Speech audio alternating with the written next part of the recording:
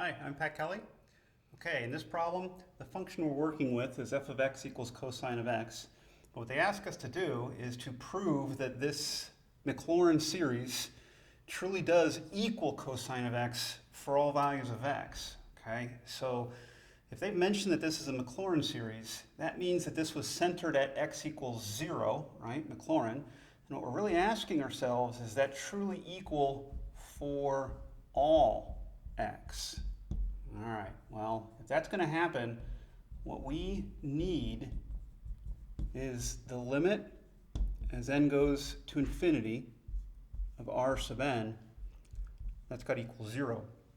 This was a theorem in this lesson that r sub n refers to the remainder. That's the error. After you've taken n terms of the series, how far off are you? So this should make sense that we're trying to find that error to go to 0. Now for reference, I brought up that r sub n formula. This is from Taylor's theorem a couple of lessons ago. So in this problem, if we're going to accomplish this proof, we need to show that our r sub n goes to 0. So this expression has to go to 0 for this f of x that we're working with. Okay. Now as we get into this, in fact, if you're even trying to remember our work with Taylor's theorem, is that you take the n plus first derivative of the function. And that was oftentimes a mystery to us in terms of what n was. In a lot of those problems, we were trying to find n. So how can you talk about what the derivative looks like at that point? That's going to be a little bit of an issue, but we'll get past it real quickly. I'll show you. I think the bigger issue with Taylor's theorem is you don't know what z is. Even in the theorem, they give you a boundary for where z is, but you don't know what z is exactly. That seems to be a problem. Let's get past both of those problems. For us, in this case, let's think about what's going on. Your function is cosine of x. So when you start taking derivatives, and I don't know how far to go, but think about the pattern of the derivatives. Cosine of x differentiates to negative sine of x. Differentiate again and you get negative cosine of x. Differentiate again, you get sine of x. And it just keeps repeating. There's very much a pattern where this derivative, even though I don't know what it is either going to be a cosine of x, a sine of x, a negative cosine of x, or a negative sine of x. Those are the only four possibilities. And furthermore, with all four of those possibilities, no matter what you plug in, you know that sine and cosine, and negative cosine, always stay between positive 1 and negative 1. Let's get that written down, but what we just figured out is that for us, any derivative, it's a lowercase I for me, so whatever derivative you want for this particular function of f, you can evaluate at any number that you want, and you know that that will be less than or equal to 1 if we have an absolute value around this, because you might get down to a negative 1. Okay? So this is true for all i's, all derivatives. That's huge for us in this problem. It's huge for us in this problem because we now have something that we can express this numerator as. We know that this numerator is always less than or equal to 1. Okay? I'm going to jump in and try to get to this work for this problem, but I'm going to tell you that you have to think along similar lines for your other problems that are like this. You have to find a pattern in the differentiation of whatever the f of x is that you're working with. Okay? All right, we've got our pattern. It's a nice one. I know it's going to be less than or equal to 1. So now I'm going to come and look at this r sub n, and specifically, I'm going to start to question the limit of that r sub n. Maybe before I do anything with limit, let's write an inequality that you should agree with.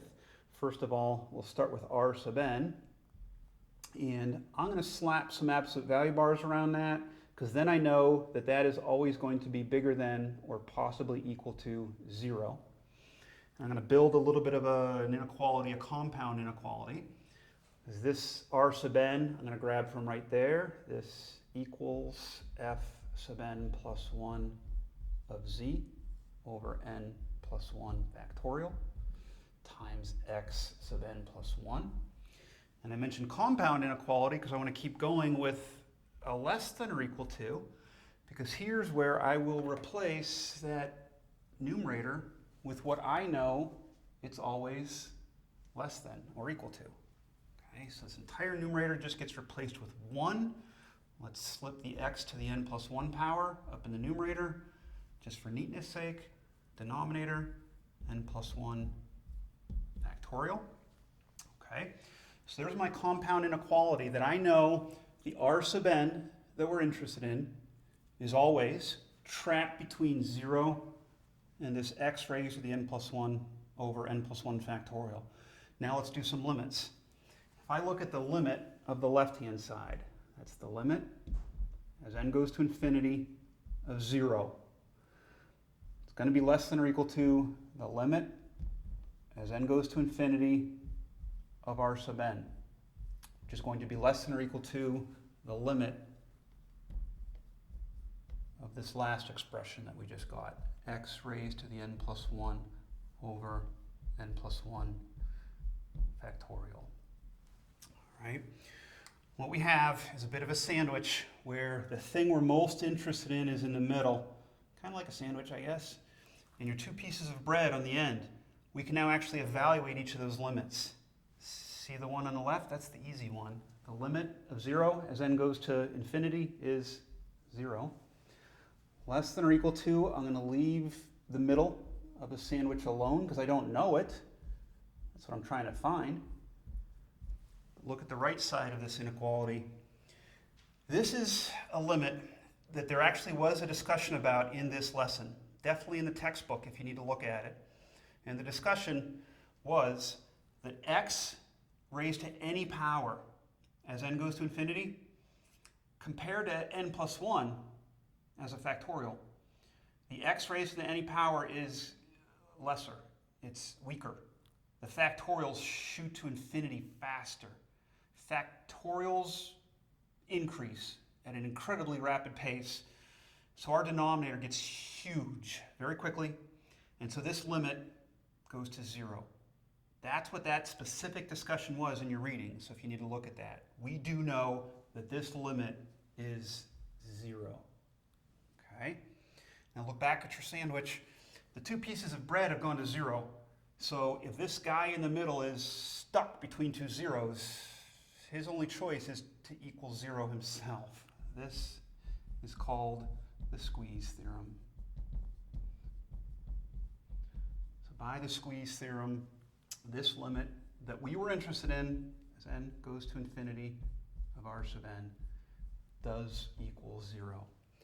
Significance of that is that there was a theorem in this lesson that that's what we needed. Put a box around that guy. We needed that limit to go to 0 if this series is going to equal cosine of x for all x's. We did it. We proved it. Okay, thanks, and I hope that helps.